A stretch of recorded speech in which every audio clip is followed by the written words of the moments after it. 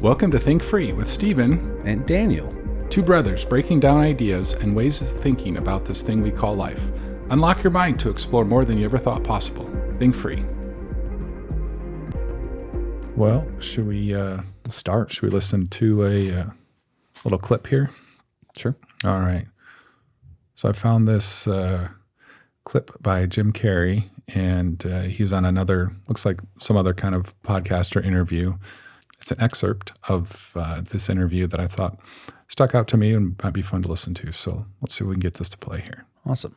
I'm finding that people are all kind of for the most part, accepting of another kind of way of looking at things or letting go of character. You know, there's this kind of weird thing. Like I went on a Broadway stage with Michael Moore last week, and I did a lot of comedy and I did political stuff, and that was all great. And then I just kind of slowed down and started talking about the river of tears that we all have to face, and eventually, and that we're all avoiding, and how at the other side there's, you know, that your body can survive it, but you can't, and you're better off without a you or an I.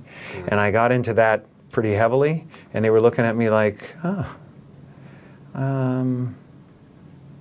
this isn't what he's supposed to say. Right. You know, it was more like, you're supposed to say, you know, we're important, and you're supposed to say it's all going to be all right, and you're supposed to say that, you know, whatever you dream can come true, and you're supposed to say all those things. I do believe in manifestation, power of that kind of stuff, but I don't believe that any of it matters. You know, this mattering is to me a human construct, born out of a need, the same need as you have to have, you know, deities and things like that. I mean, I believe in an energy of God, an energy of, you know, everything is divine. You know, there's no thing that isn't divine. Everything is divine, and I'm that. I'm not the body. I'm you guys, and I'm this thing, and I'm this thing, and I'm the cameras, and it doesn't matter to me what's happening on them. Sometimes I still have the groove cut in me that, you know, wants my hair to look nice. Right. It's an ancient thing. You know, there's still ego there, but I don't. I'm finding that ultimately the freedom from it is something people are kind of hungry for in a way. Right. They're like, I don't want to be me either. Right. You know, and I go, well, great, because you never have been. That's the end. Nice. Of the clip. Yeah, so a few things that stuck out to me. Anything that jumped out at you right off the bat, or should I go first? I would just say that I have found it interesting to get glimpses of Jim Carrey's road that he's traveled. Yeah. Because self-admittedly, he hasn't always had those same views. And I would say, looking on the outside, he has seemed quite loony at some points on his journey. And then you sent me that clip, and I definitely can relate to a lot of what he's saying. Like we talked about, I think we mentioned a couple of the items on our 10th podcast with Isaiah. Yeah. And yeah, that would be what I would say first. I agree. That was the first thing that I was going to say too. For those of us that grew up with him as a over-the-top comedic actor, you know, this isn't the arc you would have expected this person's life to take. Because it's not like he was public about any of this when he was doing any of those like movies. He was just an actor, right? Right. Yeah, comedian. And from what I've heard, he did the documentary about Andy Kaufman, who was another comedian. I can't remember it. I think it's on Netflix right now. It's Jim and Andy or something. Have you watched it? Parts of it, but I didn't really get into it because I didn't know Andy Kaufman as an actor. He was another comedian that Jim Carrey kind of looked up to, and then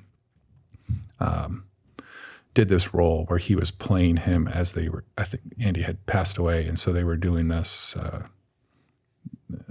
an homage or a documentary to kind of honor his life, to talk about his life. And so Jim Carrey basically got into the role so much that he became Andy Kaufman while he was doing this movie. And even when they would cut and go home at night and come back the next day, he became Andy or stayed Andy the entire time. I think I heard something about this. Okay. Yeah. So I think I haven't looked into it too much, but I've from what I understand, that kind of caused Jim to break with the identity of being a Jim and became an Andy and then saw the futility of identifying with any one me or single person. And did Andy have these same philosophies, or was it just him becoming another comedian, another type of person, then unraveled Jim's theories? I think that. Okay. Yeah. I think there was just a break that happened because he'd only ever been Jim. Yeah. Even when he played all these characters in these movies and was on, what was it? Not SNL, but the other one. Didn't he start on the Fox version of that? Oh, I don't know. Probably. I can't remember what that is now. A lot of them do. Yeah. And anyway, he started on TV just doing a sketch comedy show. And so the movies, all these other roles he's played, all these other characters haven't had that same impact on him. Okay. Until he embodied this. And what did you say you thought the movie was called on Netflix? I think it's Jim and Andy. Jim and Andy. Okay. That's pretty easy. Yeah. Okay. Check it out. Yeah, I haven't watched the whole movie, watched part of it. I was like, I'm not really interested in this because I didn't really know Andy Kaufman as an actor or as a comedian, so I wasn't really drawn into it. So it might be good, might not be. Couldn't say. I'm not recommending it. I'm not. That's fair. So yeah, that was sort of the thing that propelled him into, thinking about the world and reality in a different way. And ever since then, it hasn't been the old Jim Carrey that we've all known, which was kind of part of the point, I think, for him. So, yeah, what an interesting arc to see. And we put people in a classification of character, and it's rare for them to go so radically different or end up in a different path. And be public about it too. Yeah. He didn't just go down this path and then was like, I don't want to do any movies. I don't want to do anything. And then he's like, talks. He just fell off the side of the earth. Right. This was like, whoa, he's really changed. Mm-hmm. Yeah. And now talking about it, like you said, in very public ways. Yeah. Mm-hmm. Yeah. So that was the first thing that stuck out to me. I think the most profound statement that he made, or what stuck out to me the most, was when he said, I believe in all this manifestation stuff. I just don't think it matters. Mm-hmm. And to me, that seems like a really fun distinction to play with. And you could say that just about anything. I believe in politics. I just don't think it matters, to kind of go back to an episode ago for us. Or I believe in religion. I just don't think it matters. And we often I don't think, take the time to say, just because I believe in something doesn't matter. Or can I believe in something and decide that it doesn't matter to me, even though it matters to somebody else. So that was just a fun way to think about that, because it changes the question from, is this something that's true? Is astrology true? Yes or no? And then the next question is, and does it matter? And if it does matter, then is it important if it's true or not? Because it matters. This starts to make my brain go into a pretzel. So and kind of like what Isaiah was saying, like, especially if you're in a negative headspace when you're thinking about that, and you're just like, screw it, I'm just gonna die, or just gonna kill myself, or not do anything at all for it. Yeah, it's to try to break down, I believe in this thing, but it doesn't matter. Am I gonna still believe in it? And like, what value are you getting from it, basically, almost is maybe what it would come down to. Right. Is there a utility to me in this in some form? Another, even if it's the utility of... Because he wasn't, the statement wasn't, I believe that could exist and that could work, but it doesn't matter. Mm-hmm. He was saying that he does believe in it. Mm-hmm.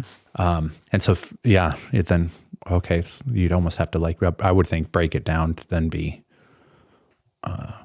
so me believing in that, what value does that provide in a story that I'm telling myself? Right. Right. Yeah. Somebody else was telling me another quote that they'd heard of his recently. I don't know if the quote was recently, but I heard them tell me about it recently. He had said, I wish everybody could achieve the level of financial success that I have to see that none of it really matters after all, because we're all, for most of us, we're striving, we're hoping, we're wishing, we're believing. We have this faith and this hope that if I could just make enough money, I could be secure, I could have my needs met, I could not have to worry about things. My life would be improved immeasurably in so many different ways if I could just get to this certain level, this certain plateau. And he was saying, given this new outlook on life that we were talking about, I got there. It's not all it's cracked up to be. I wish everybody could experience it so they could see it's not worth striving for or trying for or going after. And my first reaction to that was, hey, Jim, your white privilege is showing. Easy for you to say, now that you've got there, you've got a whole other set of, existential problems you get to play with. And for people that are struggling to make ends meet or, paycheck to paycheck, they got kids in crisis, medical issues, things they can't pay for. Like, I don't know if that was insensitive and out of touch or if that's a potential benefit to even people that are suffering in poverty or people that are struggling to meet their basic needs. I think and as you were saying that, I think it's a little nuanced because I think if you are there, if none of it matters, well, then somebody in Nigeria who's living in this shack that has water up 2.5 feet and it's one room and they don't know where their next meal's going to come from, you would then have to be of the mindset of, it doesn't matter anyways, that you're suffering through that. So I think if it's coming from the aspect of, as long as you're not suffering, none of it matters, of having money versus not having money, I think that would be, in my opinion, a critical distinction. It's almost like it's a bell curve or almost like where, it kind of matters up to maybe a point as far as suffering goes, of like actual suffering, of pain, of not having food, of not being able to have cover, of shelter, of clothing, kind of some of the like super core basic fundamentals of being able to keep life going. Right. But if you tear it all down and say nothing truly matters from all of this, at the same time, just like with your knee-jerk reaction at the time to say, that's your white privilege is showing, my knee-jerk reaction would say, okay, if you really think that none of it truly does matter, even at the suffering level, like, why do you even carry a bank account? Why do you even have clothes on? Why do you even go onto the podcast? Like, so I think they're to exist in this world with the rules that we play by. I think there's a little bit of nuance there of having to say that outside of suffering, maybe he's realized that money is not there. It doesn't matter. It doesn't do anything for you. Yeah, that would be my thought. And I'm not attacking him, but just that thought process and philosophy of that. Right. Because he's not the only one who has said that for feels sure. that way. Could be additional context to that statement that wasn't for sure communicated to me, that maybe he qualified that, or it was in a larger scope of conversation. I hear you saying, just to repeat it back to, like, there's almost like a negative quality of existence, of maybe zero, for using a number scale. Zero would be kind of your basic needs are met and you don't have to wonder if you're going to be able to, where your next meal is going to come from. And maybe even it's the next meal comes in 10 days or something. Like, I don't know. I'm just saying, if we're talking about physical, the worst physical suffering of not being able to continue your existence, like not just enjoy your existence, but not being able to even continue if those circumstances continued.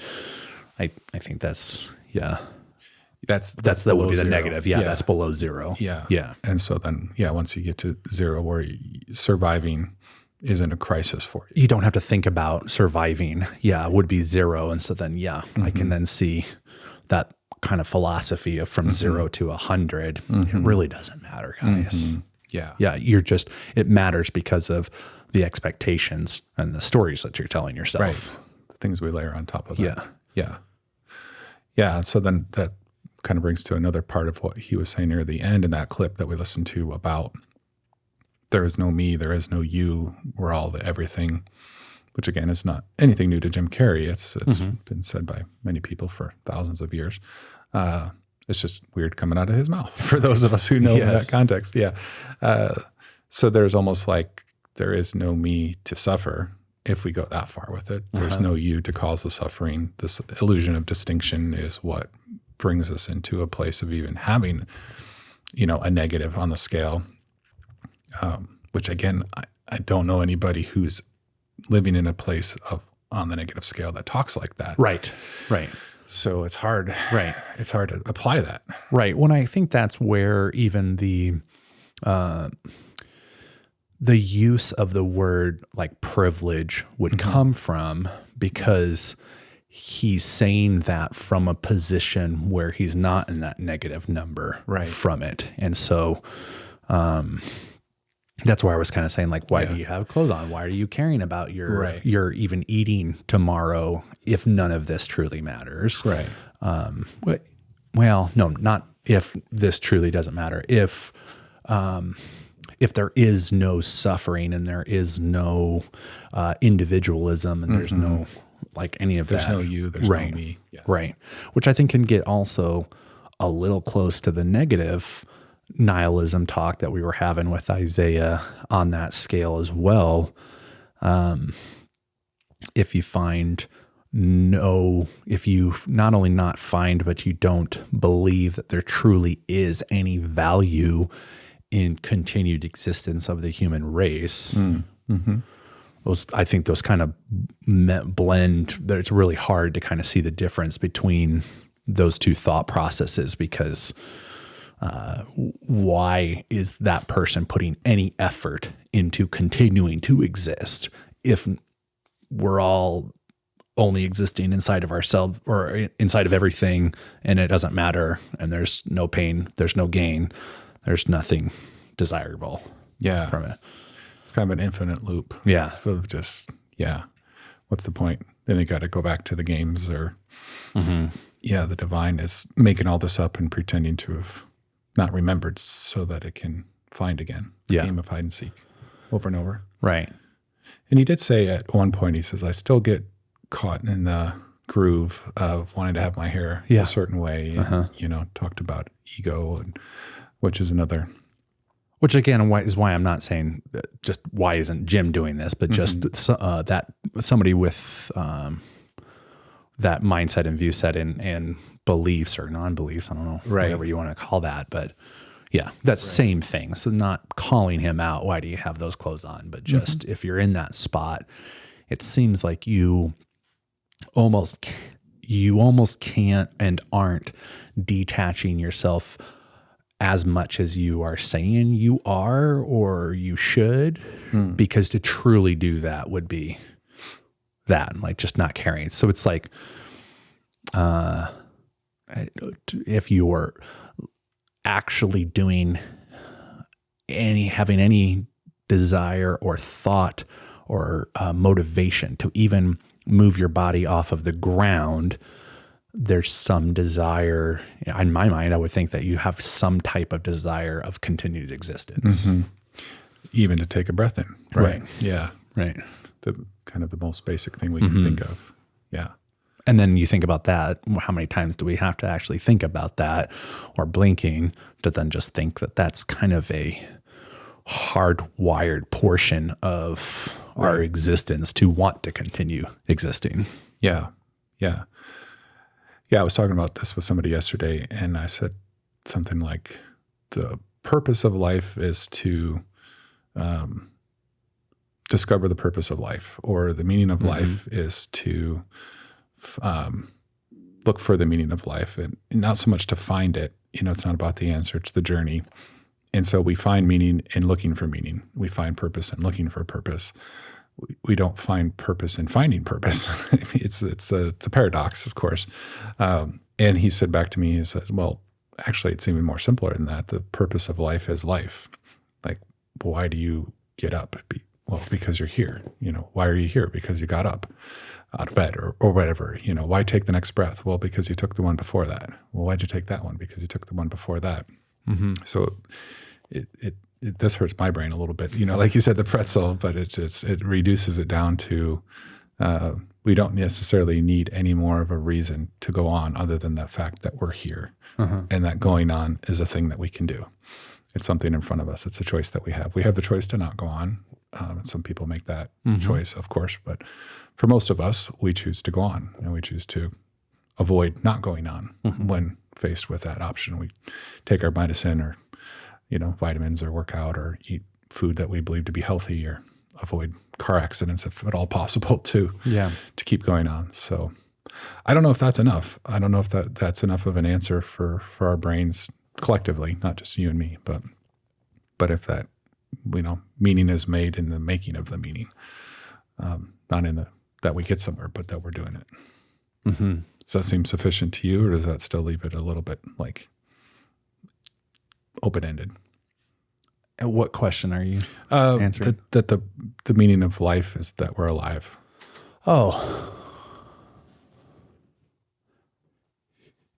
Yeah, I would say so. I would say that I have then added a layer on top of that of that the evolution of humans over all the other species on this planet is a beautiful thing, and our existence and our ability to interact with each other in the most unique way that we even know of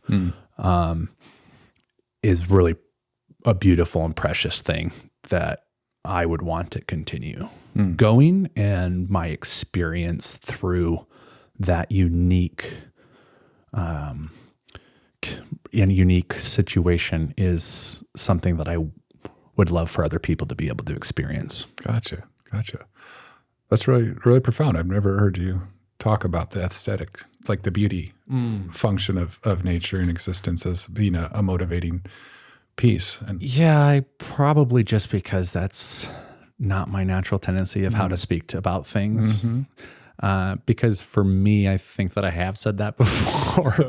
And so like when I've mentioned a couple times, even on this podcast, about like the Ricky Gervais statement in that movie, or that TV clip about him saying, "Oh, that's why do I rape and pillage and kill as much as I want?" Afterlife. Yeah. On Netflix. Yeah. Afterlife. Yeah. Thank you.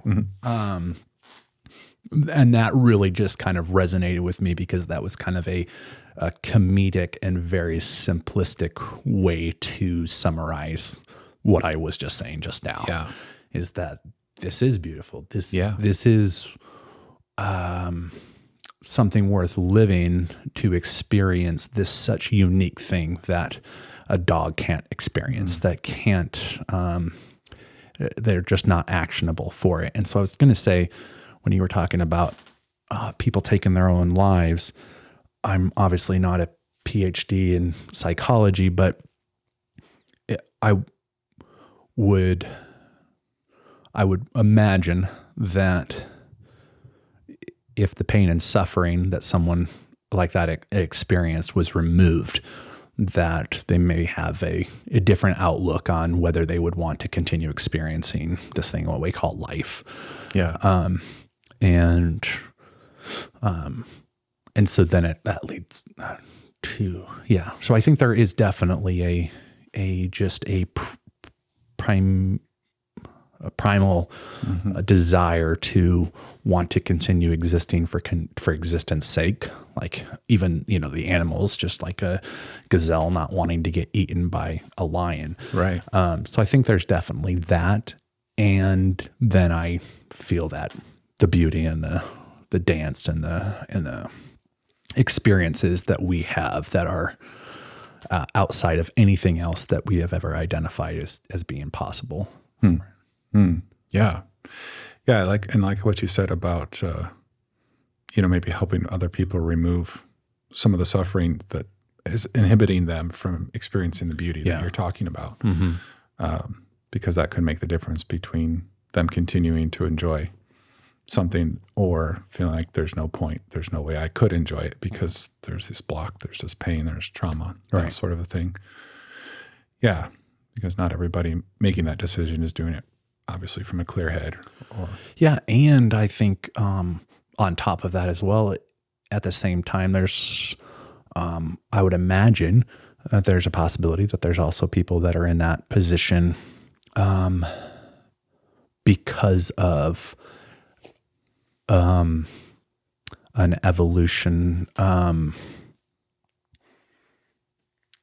wiring in the brain. So it's it's not something that simply can go, oh, right, this happened to you in the past. And so we can remove that. And then you won't have this feeling or desire or thought process. Like just like anything else, there's imperfections in us being created as a small human inside of a belly to dying.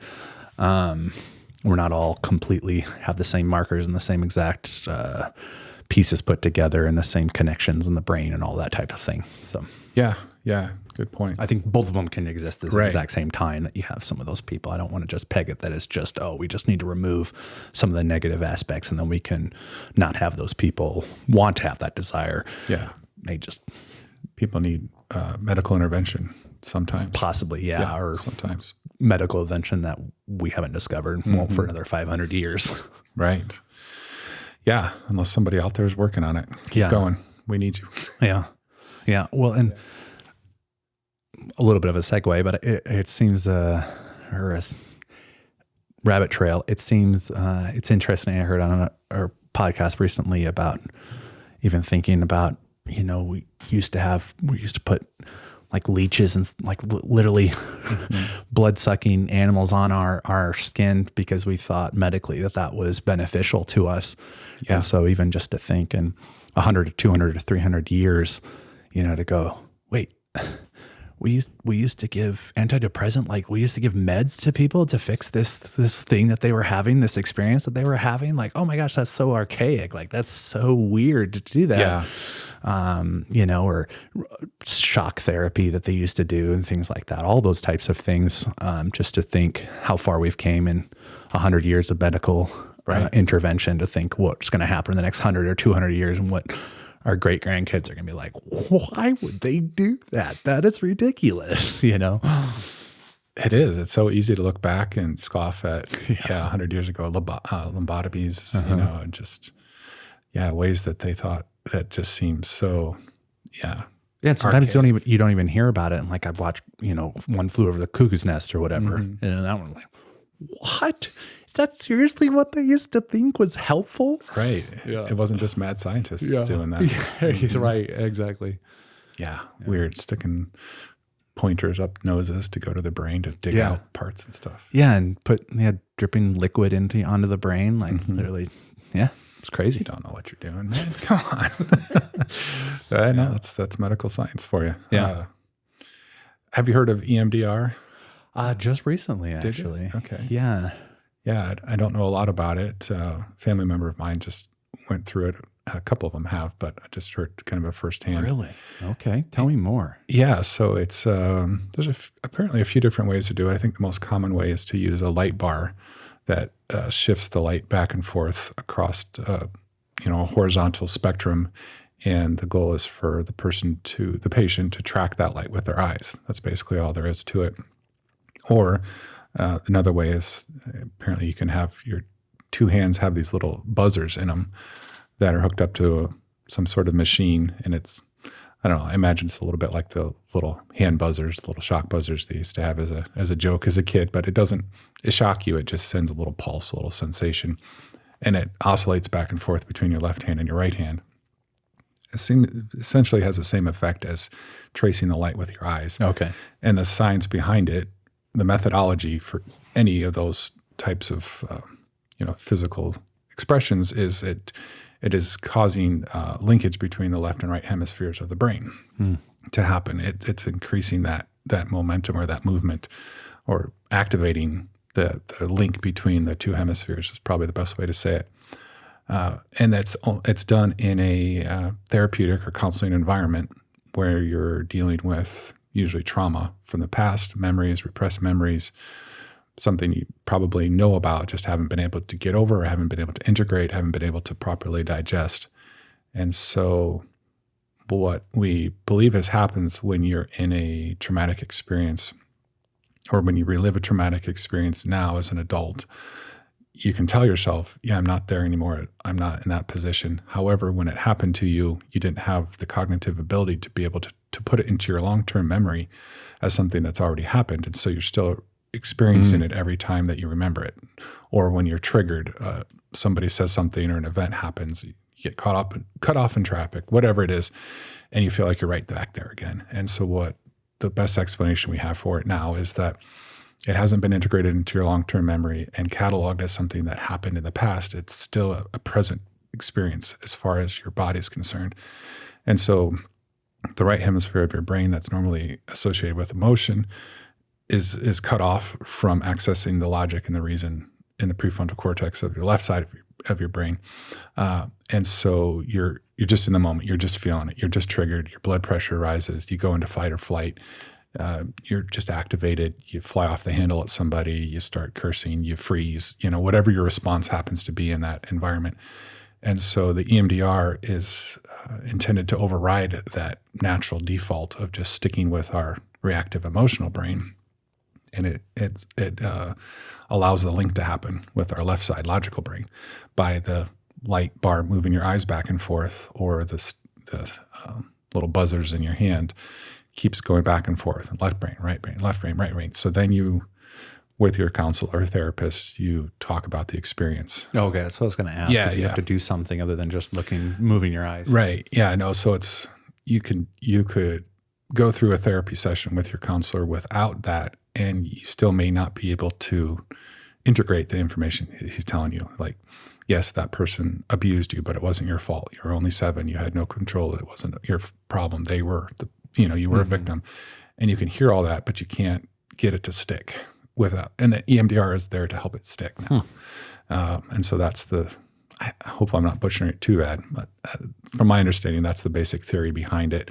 And it allows you to do therapy and integrate past experiences, like neuro-assisted or something like that, because now your full brain is engaged and activated in a way that you can integrate and catalog it as a past event, something that happened, not something that's currently happening. And so then the next time that you would have been activated, something happens in your current day life, instead of going, oh, I'm there again, or this is happening to me again. No, that was a past. That was something from the old days.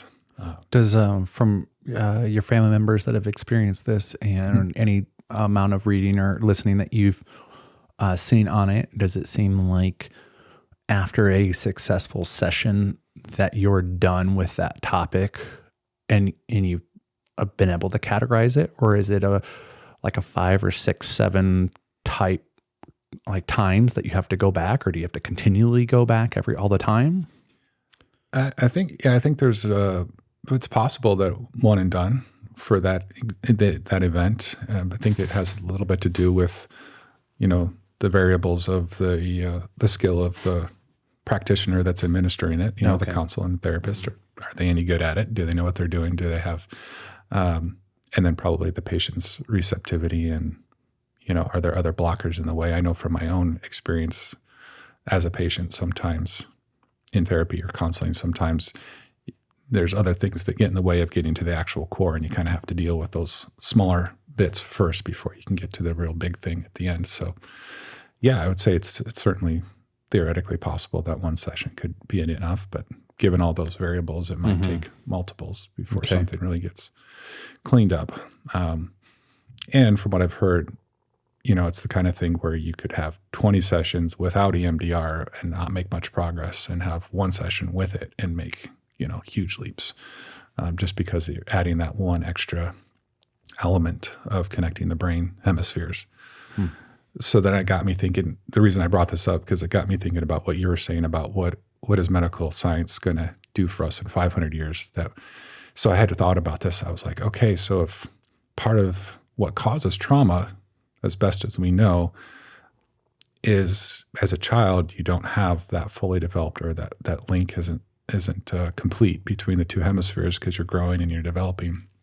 And so you interpret situations that happen to you through that lens, through your lack of information as a child. And a lot of times you believe things that aren't, as accurate retrospectively when you look back on it. The classic thing, like I said before, is something happens to a child that for every other observer is completely out of their control, but they don't have enough sense of that. So they believe it's their fault that mom and dad got divorced, or some terrible thing happened, and they internalize that was my fault, because they don't know any better. They don't have enough data. They don't have enough life experience, and they don't have the access to their full brain to analyze it and make a different conclusion. So then I was thinking, like, wow, is there some way to, the kids don't have to wait until they're in their early 20s to get the advantage of the fully formed brain. Like, are we going to come up with some surgery that we do on 2-year-olds that helps bridge those hemispheres? So when they're 6, they can accurately interpret that mom and dad got divorced because they're idiots, not because it was Johnny splitting them up or something, just to use a crass probably example. going to have AI robotics in our brains by that point. Yeah. Help bridge some of those gaps. Would be another thing, right? Yeah. Which then, do we lose some innocence of, is there a trade-off? Or going into another sci-fi movie here about, these are all the benefits, but the unintended consequences of kids now don't get to have whatever, something that we took for granted. Right. Yeah. You have a negative side effect that you're not able to experience as a kid because of those changes that you have. Grew up too fast or something. Or, the magic and wonder and mystery of doing make-believe is gone now, because you're like, well, that's stupid at 6, when you should have been able to be creative and play. So I don't know. It just popped in my head yesterday that could be some weird attempt that we make as we fumble along as humans, to just like putting leeches on, or, Yeah, it's so funny. It's like, keeps on coming back to like what we've been talking about all morning, of just more money, more problems. Like you try to fix it, we get more understanding, we get more better technology with AI and robotics and smaller cameras and being able to quantum mechanics and things like that. Yeah, it's wonder at some point if we're like, we don't really need to live 150 years. Like it was, Which is what they're saying now. Kids born today could expect to live to 150. Which is crazy. So crazy. I mean, how many thousands of years did it take to go from like life expectancy from 40 to 70, Yeah. And now we're thinking of going from 75 to 150 in 2 generations or something. Like, what? Yeah. And then does that mean that then we gain exponentially from there, and that after that it's a leap to 300 or something? Well, and then like I just said, more money, more problems. As you get older, there's going to be more problems that we're going to run into for anything from even like housing to food. And I mean, just a lot of things that are going to happen. I know. And not to get into the politics of overpopulation, I think from a philosophical standpoint, Alan Watts, I was listening to him again recently. I've mentioned him before. He was talking about the beauty of death as something we obviously avoid, especially in our Western culture. Plenty of people have talked about this, or death phobic. And the beauty of death is that it makes room for new life. Yeah. And just the cycle of nature that we know of. One tree falls and dies and it rots, and then it becomes the nutrients. It's Lion King, man. Yeah, exactly. Circle of life. Circle of life. Yeah. So as humans, if we're not making room for new life because we're sustaining our own indefinitely, maybe. Who knows? Right. Yeah, it's a whole nother set of problems. Yeah. That we You got to build colonies on Mars and the moon just to Right. house everybody. right. Those are some of the simplest explanations. Yeah. But resource allocation is complex and one of the more base things, but there's also all other kinds of problems that we can't even think of that Right. could be created if we went from 8 billion people to 30 billion people. Resources would be a problem, and there's things that we can't even conceive of, like meaning making, for instance, like we talked about. Like, how do you continue to make meaning when you're 130? We don't have an infrastructure for that. We don't even have an infrastructure for making meaning once you're done working. We suck at that, at least as a Western culture. Yeah. Yeah. You could play some golf until your back or knees give out. Yeah. And then your meaning making is, complaining about that and trying to fix it and all that. Yeah. Not here to criticize the American retirement system, although it could use a lot of criticism, I'm sure. Yes. Do an episode on that maybe sometime, once we come up with some better answers. Okay. Which may be quite a while. Maybe quite a while. Yeah. We'll get back to you on that. Yeah. So where do you, hearing that clip of Jim Carrey and kind of talking about kind of like what we've mentioned before, the interconnectedness of all things, what do you do with all of that? It doesn't matter, Yeah. I think that's like the pretzel part for me, is a little bit more of the logical side of my personality, of just being like, okay, well, what's the next step then? Like, what do we do with that? Yeah. Like to truly believe and live your life that way. Like I was saying, I think it's kind of a problem, because you almost have to kind of go, Right. if like you're there, like all the way there, or like, how do you decide, I'm going to tell myself a couple of these stories, but Right. I'm telling myself that it doesn't really matter at the same time, and again, it goes back, well, is that beneficial? Okay. Well, does beneficial even matter? Okay. Now we're talking about, okay, well, just continued existence of human life and people being able to experience it. Like, Yeah, let's just go strap on some VR goggles and skip all this. Watch a movie, entertain ourselves. Want to play some cards? Yeah. Great questions. It's my answer is kind of like, here's where I'm at today. It's I like the spiral analogy, not so much the spiral, that we talk about sometimes, but more of just consciousness and knowledge and understanding of any concept, much more of a spiral than a linear progression. And so, one part of the spiral includes, nihilism, and it's all hopeless. Another part of the spiral includes, no, this is all important. This matters. Life is beautiful. We got to get out and make a difference and change the world and save the planet and build a better tomorrow for our kids and whatever, And so wherever you are in the spiral, you could be day to day, could be week to week, could be month to month. And it's a spiral because it's not just a fixed loop where you experience the same thing the same way each time. You're in the same spot, but you're at a different level on that same spot, as a spiral would do if you traveled it. A bottle opener, a corkscrew, for instance, picture a corkscrew. And so at one stage I might be all in on, it's a beautiful world. Let's go make it better. Whose life can I improve today? How can I help? How can I feel like I've done my part to, raise the level of satisfaction and pleasure in the world and minimize suffering as a small bit, do my part for that. Then that's where I'm in the spiral on one day. And then another time I'm on a different level of the spiral, but at the same spot, and I look at it differently.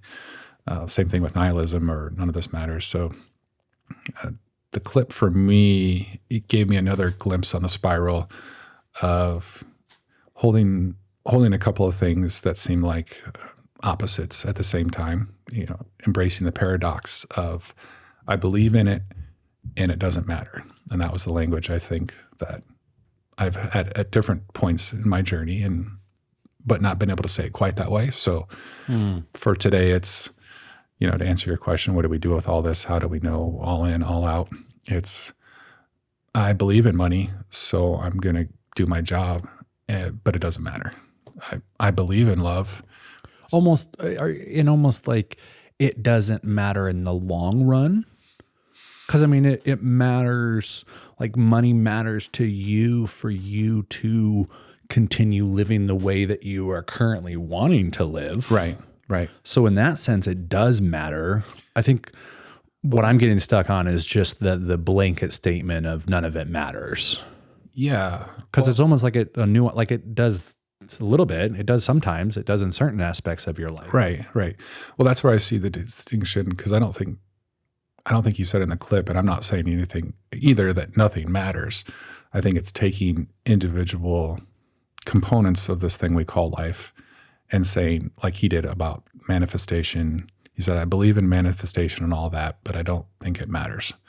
And so he didn't say nothing matters. He just was kind of clarifying a distinction between those two.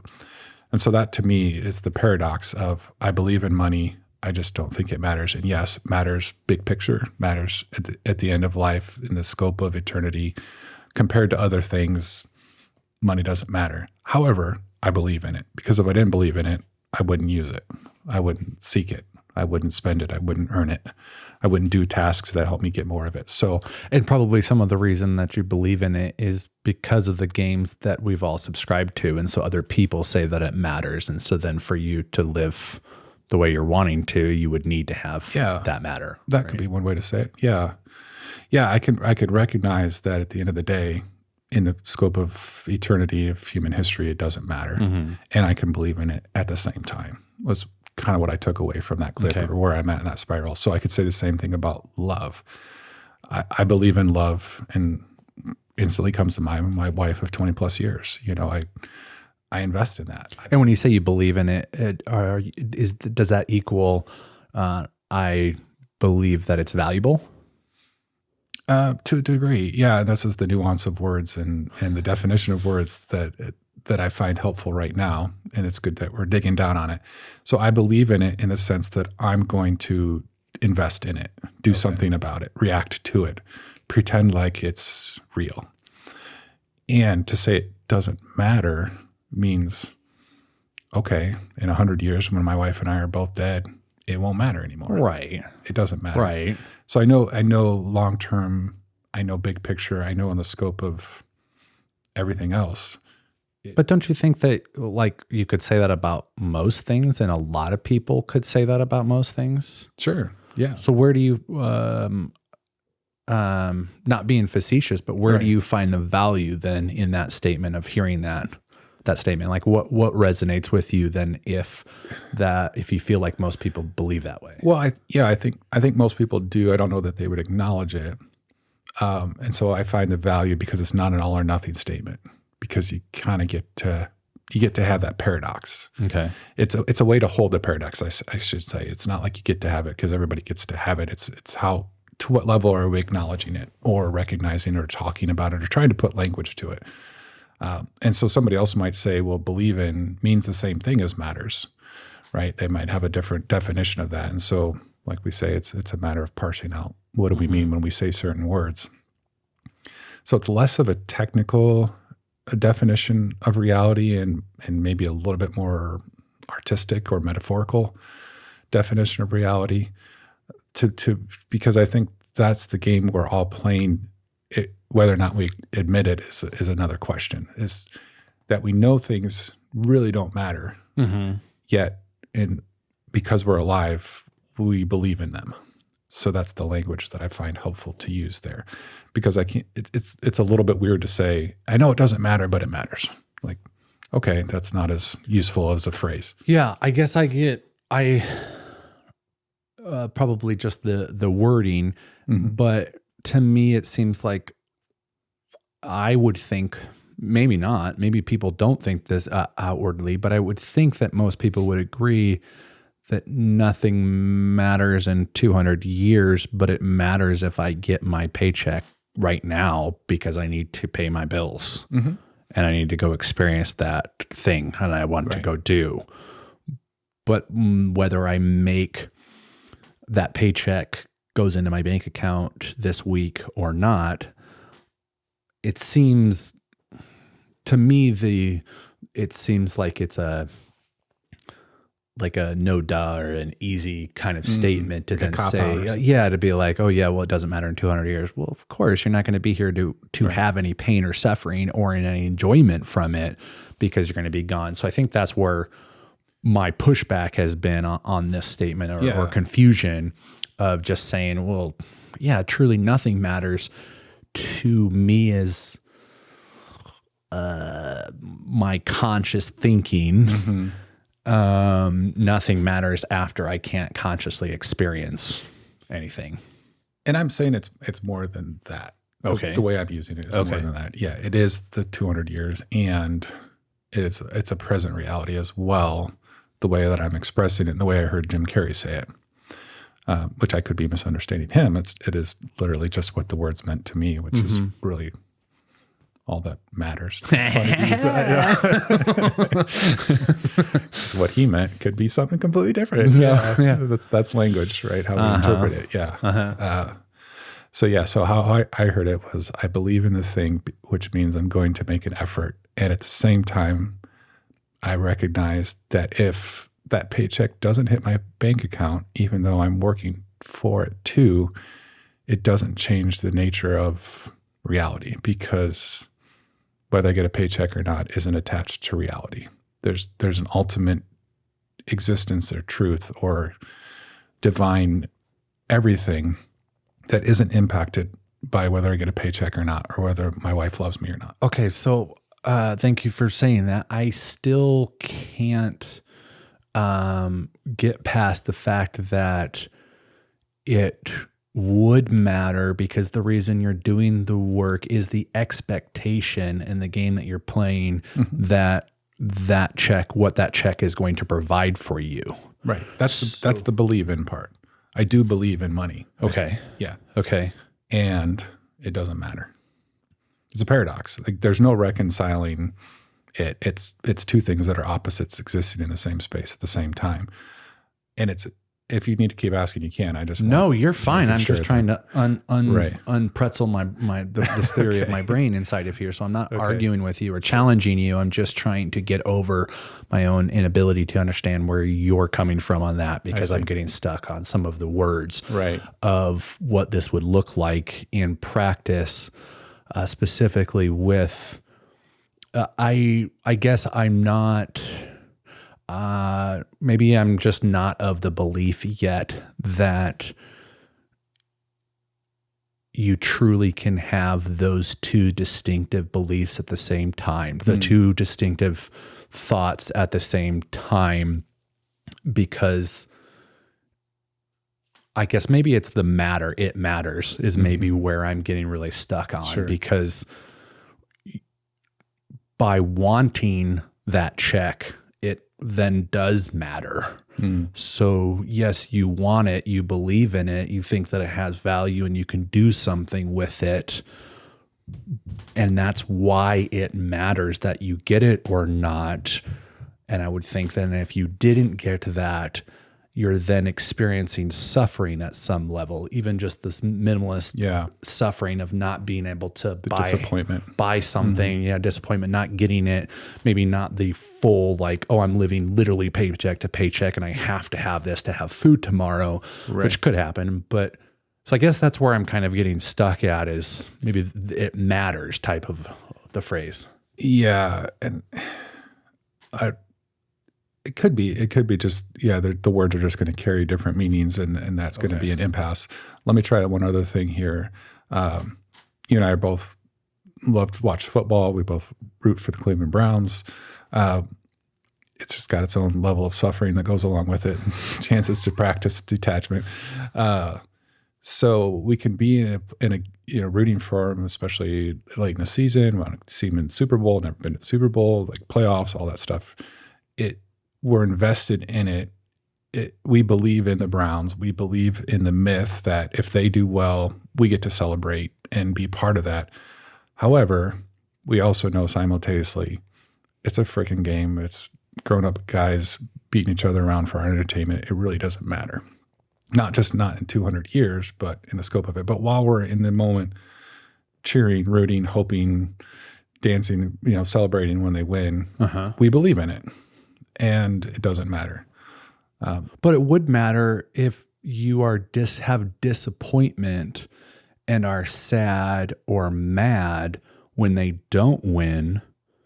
Then the game does matter to you. It doesn't matter for your continued existence of suffering, but you could have suffering because you're so invested into the team and that's your identity and the game that you're playing those. So that's where I guess I'm thinking, yes, it doesn't matter as in it's not going to impact my ability to continue to exist or my personal relationships around me when the Browns lose. It doesn't change any of that. But the more I get invested in the outcome and the result of that game, I then dopamine levels rise and all of those other things when they win. And so the opposite happens when they lose. And so I've manifested the fact that it matters to me in that moment because I am investing that much into it. Yeah, no, and people do, and I've done it too. I'm not immune to that. Most people who are, avid sports fans know exactly. So I guess here, help me with this. So in any of this, whether it's the sports or something else, when you say you believe in it or love, but it doesn't matter.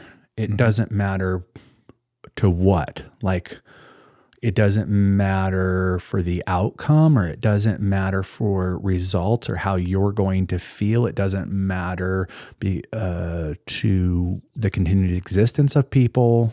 It doesn't matter in the sense that it doesn't change the perfection of the real. What? Dang it. I thought that would clear it all up. Almost so close. Perfection of the real. Perfection of the real. So I think it assumes. As I've said before, I'm dumb. So no, you're not dumb. These are great questions. I don't know anything. It's okay. Me too. I'm there with you.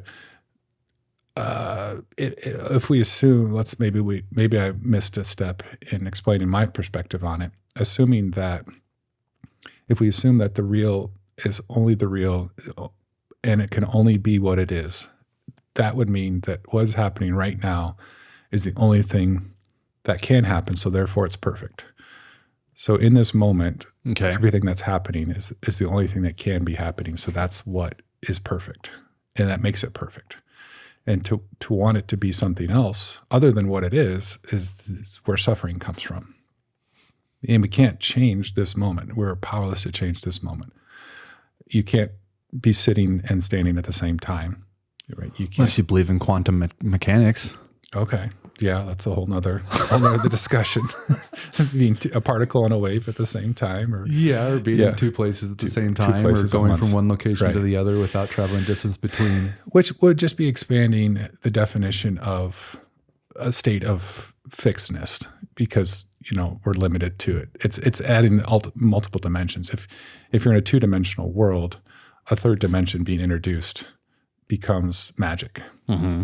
But if you're in a three-dimensional world, it's not magic. It's just the way it is. And so I think these areas that you're talking about are absolutely stretch what I had just said. I don't think it invalidates it, though. It just says now there's a fourth, a fifth, a sixth dimension that we don't fully understand.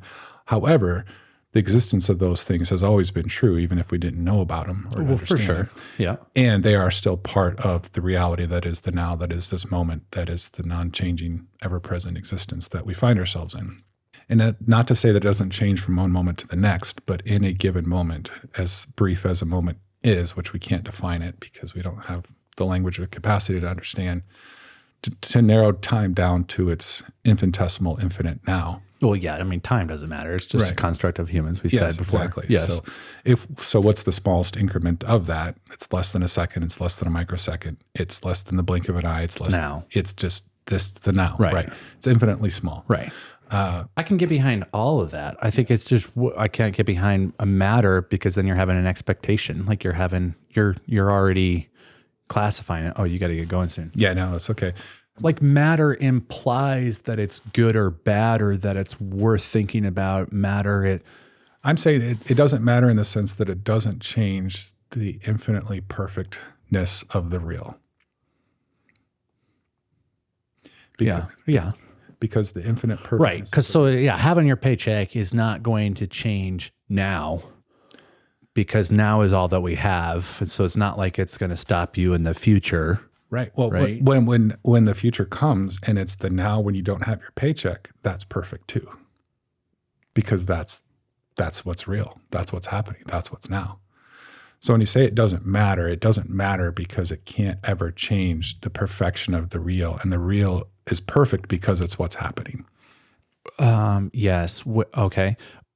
And I would add that you would also have to say that that is outside the scope of making this distinction between suffering and the continued existence of humans. Because if you're talking about, the future, you don't have your paycheck, that's perfectness.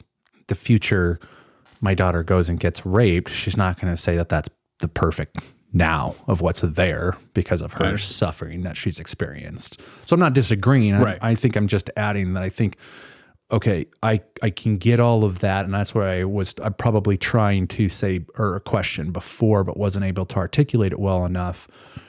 It doesn't matter if you are able, or if in the logic and thought process of there is no suffering. Yeah, exactly. You'd have to assume that even in what we call suffering, it's still perfect because it's what's happening. And we call it suffering because we layer on the fact that we don't want these bad things to happen to us, which is a human. It's not anything I'm criticizing. I'm just, yes, I'm using the phrase, it doesn't matter outside of that. And I currently can't get on board 100% with that philosophy because I value the continued existence and the continuation of humans being able to experience life. And so then a deviation from that currently in my brain would be what I would classify as suffering. So it's maybe not just simply rape, but literally the stoppage of existence and experiencing of what we're experiencing would be suffering. So that's where I think. And it would matter to you. Is that what you're saying? Using that That word? matters. Right. Yes. So then it's impossible for me logically, mentally to be able to layer that none of this does matter. It doesn't matter. Yeah. And again, if I have that one, and I think this is what I was trying to say with Jim Carrey and literally the beginning of us talking about this, of him giving away his money and his shirt and his clothes. Right. It's like pulling a thread. Like if you literally give that, in my opinion, if you pull that thread of saying, okay, if humans are not able to continue to exist and experience this life, that suffering, then there's other portions of that, of other experiences that we could have that would impact that portion of it. And then that would also be suffering. And so like the not having basic food and clothing and somewhere to live, those people are suffering, in my opinion, with this thought process. Those people are then suffering because that would inevitably lead to the extinction of human beings. Yeah. If there wasn't something that changed. Which would be undesirable and would matter. It would matter, right? Yeah. Because I value and think that non-existence is suffering. Yeah. So I think that's probably where I was getting stuck with all of that. Sorry to take us so far to get to that point. I think it's great. No, I think there's probably other people out there that, would. Yeah, and I track with that. Again, like I always say, like I don't think I'm better or worse for having that thought process about the continued existence of human life. It's just I then can't get behind the idea that I believe in this thing, but none of it matters or it doesn't matter. Well, it would matter if it impacted the continued existence of human life. Yeah. So something simple of, oh, I got cut off on the freeway or something like that. Yeah, it doesn't matter. Doesn't matter, yeah. Because that's not going to impact the other people being able to continue to experience what I've had the opportunity to experience. Yeah, so I think the difference here would be you drew a line where you said everything on this side of the line, sure, it doesn't matter. Everything on this side of the line, the human experience, the beauty, the continuation, does matter. Yes. And so the philosophy that I think Jim Carrey is espousing is he's just moving the line. It's at a different point. And it's kind of probably infinite, I would guess, because of a perspective on the perfection of reality. Whether or not humans exist isn't necessarily part of that. That's my hunch. So that's where the difference would be. Yeah. All right. I got to run. Okay. Until next time. Until next time.